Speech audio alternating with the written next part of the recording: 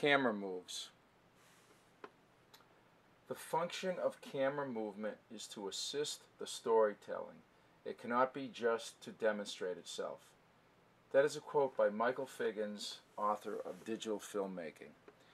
The key to this lesson is to understand that when you decide what sort of camera movement to use, you are doing it with an understanding of the goal of that camera movement. It must be done with a purpose, not just because you think it might be fun to do. The camera movements we'll be looking at will be pans, tilts, dollies, zooms, and follow actions.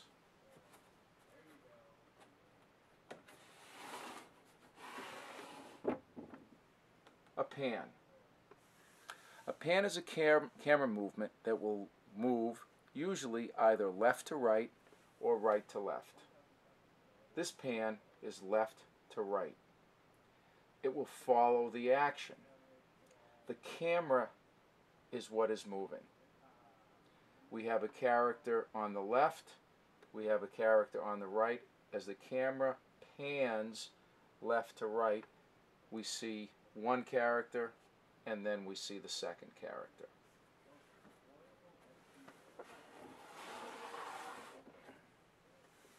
A tilt. A tilt may be a tilt down or a tilt up. Again, the camera is actually moving either up or down, usually on a tripod, but it certainly can be a handheld also. The effect, the impact of a tilt up or a tilt down will depend on the impact you are trying to achieve in that scene. For example, if this character here had stepped in something that was somewhat comical, and the viewer initially sees the face and the camera tilts down to the action that occurred, say stepping on a banana peel or in some mud or something like that, that tilt down would then be done for reason of comedy. In this shot, we may start at the feet depending on the drama or the sounds that are going on in the background, and as we tilt up, we see a menacing look on the character's face. That tilt up would be done for purposes of drama.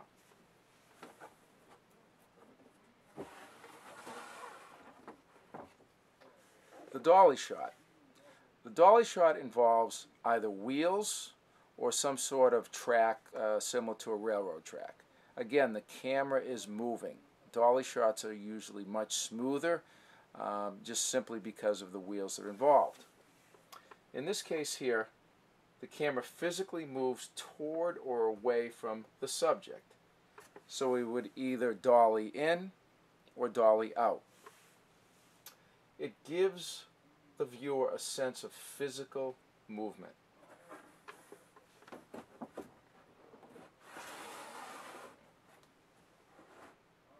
The zoom. In this case, the lens, not the camera, moves from a tight shot, tight to wide, which would be called a zoom out, or a wide to tight, which would be zoom in. Use this sparingly. It is overused by novices simply because it's there at the touch of a finger. Zooms need to be used only when absolutely necessary.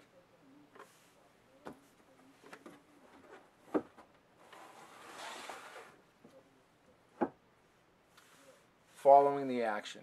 Following the action is a combination of multiple movements. Pans, tilts, zooms. Reality TV loves follow action shots.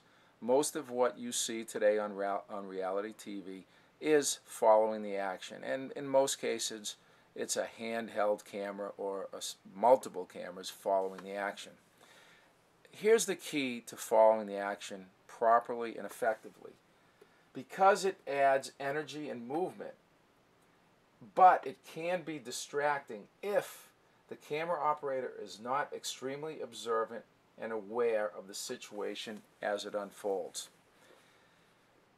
If the camera operator is in a scene and focusing on a group of people and the activity initially starts out as significant and they're following that action, but then something starts to occur in a different area of the room, for example, that is significant, the camera operator has to make a quick but smooth movement to that other area.